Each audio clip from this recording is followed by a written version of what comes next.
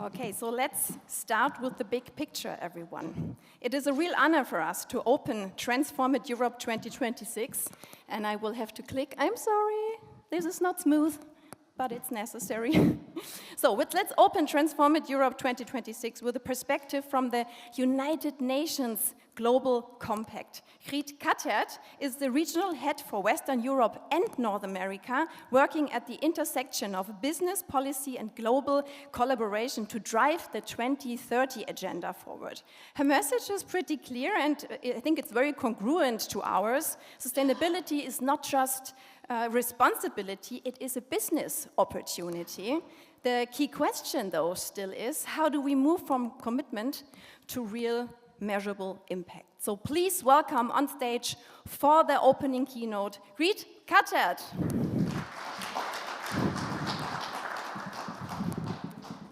And can we please switch to Ms. Cattaert's presentation? Thank you. Yes, thank you so much, Desiree, and thank you so much, Jan, for the opening. It was very nice to see the statements also, and I think we all agreed here, so it's a great start of the conference. A very warm thank you also to the organizer for having us. So like Desiree already mentioned, I'm Griet Cattaert, and I serve as the regional head for Western Europe and North America at the United Nations Global Compact. So the United Nations Global Compact is the largest corporate sustainability initiative in the world.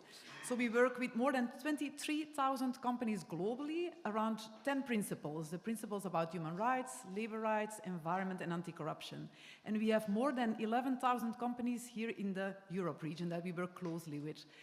Myself, I'm based in the regional hub, so I'm working very closely with our country networks. We have 23 country networks here in Europe, and I also saw on the list of the companies that are being part of the conference here that many of you are a member of the Global Compact. So I think you are already familiar with how we work.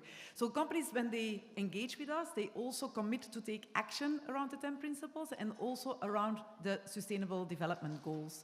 And they have to report on these actions that they take every year. So there's a CEO commitment that they engage, and they also have to report on the actions that they're taking.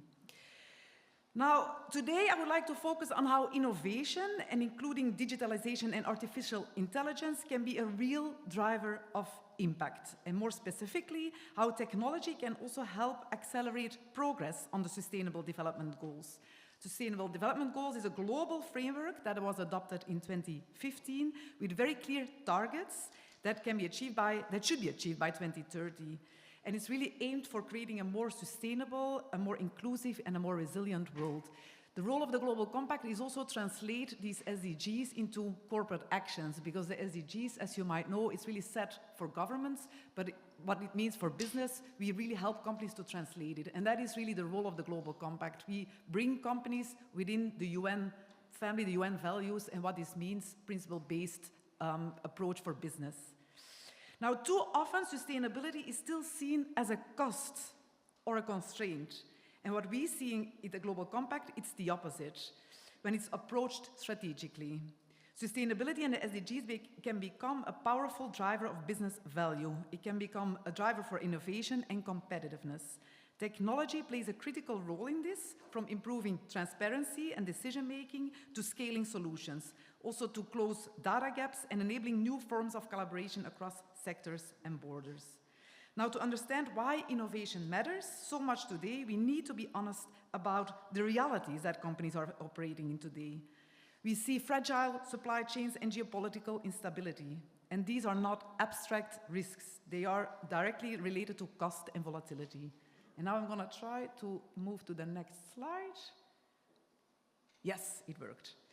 So we really have to look at the realities that companies are operating in today. So companies are operating within economic systems that are increasingly under strain. And I've just listed here a couple of data points. We see that today more than 50% of the global greenhouse gas emissions are linked to the extraction and processing of raw materials.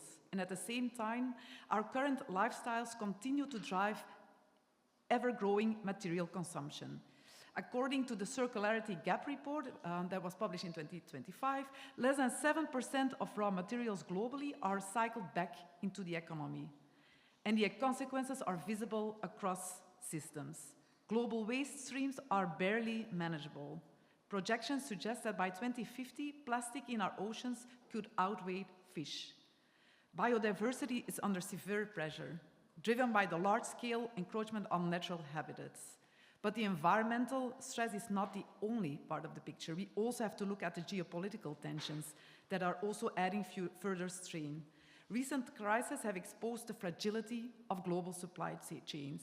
And an economic model that is optimizing efficiency and just-in-time delivery is increasingly revealing its vulnerabilities.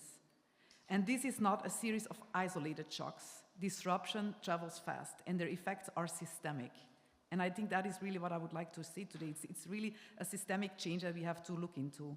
In this context, resilience is no longer optional. It's becoming a strategic necessity. It's a necessity for companies, for economies, and societies alike. And it's precisely this pressure that led the international community to agree on a shared global framework to guide transformation. And that is what I already spoke about, the SDGs.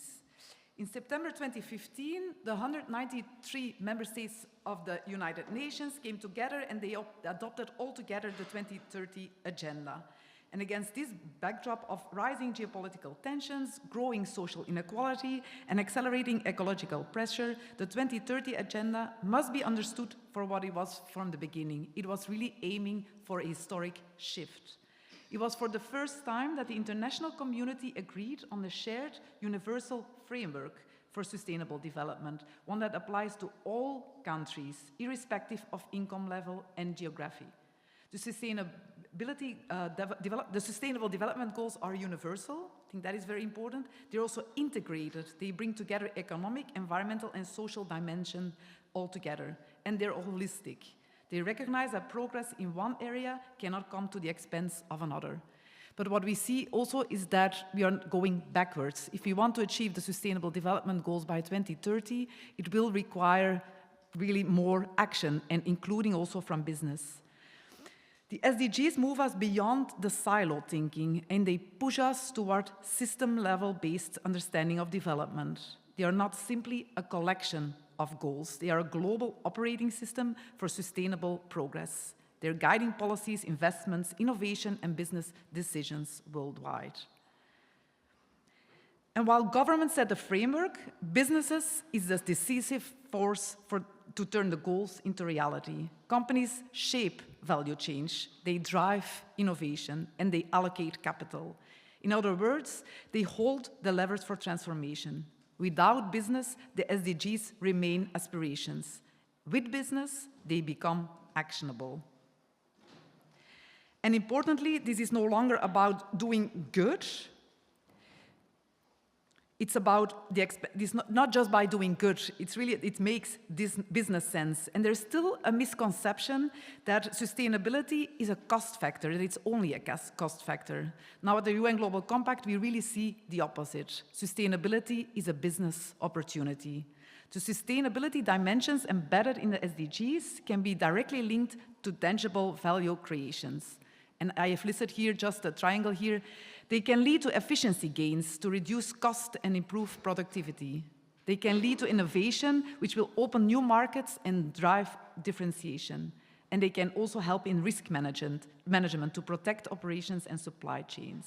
But it has to be done in a good way. And I think the statement that Desiree made in the beginning, that shows it. It can help us if we do it good. So most important, resilience strengthens long-term competitiveness. In an increasingly volatile world, resilience is becoming the defining business metric.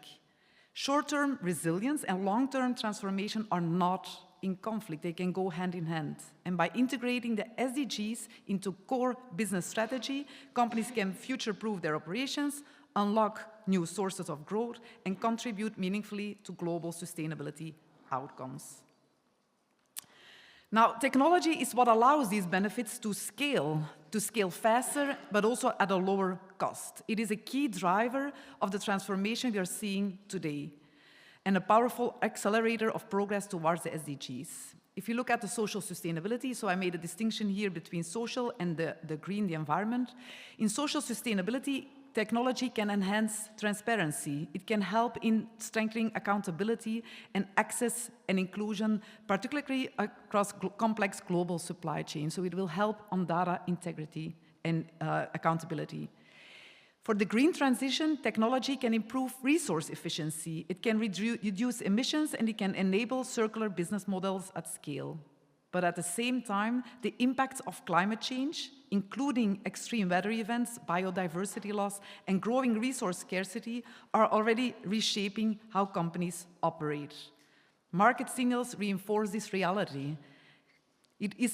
Companies are facing rising insurance premiums, volatile commodity prices, and increasing operational disruptions. Breakthroughs in green technology, combined with advances in artificial intelligence, are now driving significant efficiency gains. They reduce costs, accelerate adoption, and are fundamentally reshaping competitive dynamics across industries and regions. But technology does not replace sustainability. It amplifies it. And when applied strategically, with clear goals, with clear governance, and a clear purpose, technology becomes a powerful catalyst for systemic change. Yet, despite this potential progress, it remains too slow. Not because solutions don't exist, but because systems still don't connect. Significant gaps remain. If you look at international cooperation, it's still fragmented. Standards are developed in parallel rather than aligned, and data is often inconsistent, incomplete, or unavailable. And if you look at the regulatory frameworks, they differ widely across regions. And this fragmentation creates friction. It increases cost, it slows implementation, and it limits scale. These gaps are particularly visible in areas such as in the circular economy, and I think we will hear more about this in the upcoming sessions, where cross-border alignment, shared data, and incorporated solutions are essential. If we want to move from pilots to impact and from ambition to scale, we need much stronger collaboration. We need collaboration across markets, across sectors, and across institutions. Which brings me to one of the most powerful levers we have, and that is collective action. Europe holds a strong position in this transition. With its regulatory frameworks, its innovation capacity, and its market scale, Europe has the potential to shape global standards. But leadership requires coordination. No single company can transform systems on its own, and no single country can address the global challenges in isolation. What is needed is deeper cooperation across industries, across borders, and across entire value chains. And this is also where global platforms play a critical role. And that is also where the United Nations Global Compact comes into the picture, because we are a significant initiative within the UN system that can give that space to align expectations, to foster collaboration, and to translate ambition into collective, scalable action. In a fragmented world, collective action is no longer optional. It is the only way to achieve systemic change. And I have to say that is also, we have now at the Global Compact a new strategy, and that is also where we are shifting. We are shifting from just equipping businesses to drive collective action, because that is really the world needs today. Global initiatives such as the UN Global Compact, if I can, sorry, I moved too fast to the next slide, but just to global initiatives such as the United Global Compact, they play a critical role in providing guidance, shared principles, peer learning, and collective platforms. They help to set direction and ambition, but they are not designed to replace operational implementation within companies. But commitment alone is also no longer enough. Over the past decade, we have seen an explosion of commitments, pledges, and strategies. Many of these are important first steps, but today expectations have shifted. What matters now is delivery. And delivery is so important, and I think also with all the regulation that we see here in Europe, that's important. Disclosure, there's a lot of disclosure, but disclosure only makes sense if it's also related to the action, to the impact that companies can have. And this leads to a very clear call to action. We need a principle-based approach to business, one that aligns long-term economic success with societal and environmental value, rather than treating them as trade-offs.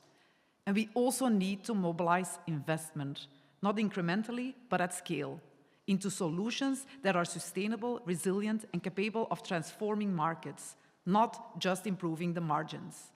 And what we also need is science-based action.